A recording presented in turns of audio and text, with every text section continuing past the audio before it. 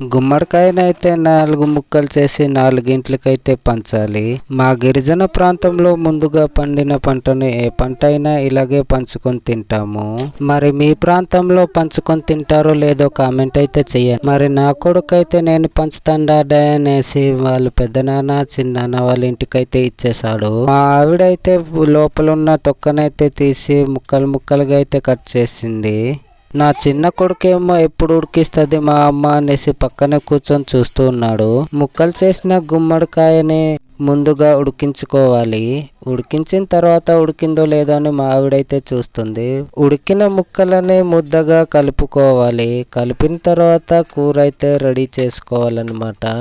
మరి మీ ప్రాంతంలో ఈ గుమ్మడికాయ కూరని ఏ విధంగా వండుకొని తింటారో కామెంట్ అయితే చెయ్యండి.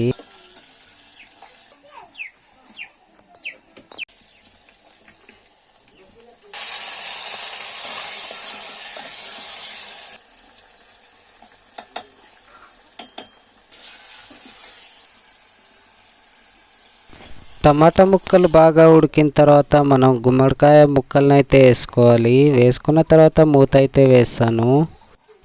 మూత వేసిన తర్వాత ఉడికిందో లేదో అనేసి మూత అయితే తీసాను అనమాట. సూపర్గా అయితే స్మెల్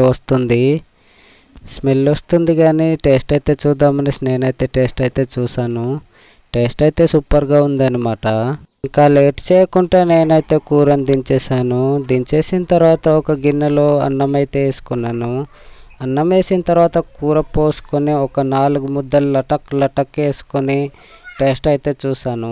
టేస్ట్ అయితే చాలా బాగా ఉండిందనమాట. మరి మీలో ఎంతమంది ఇలా తిని ఉన్నారో కింద కామెంట్ అయితే చెయ్యండి.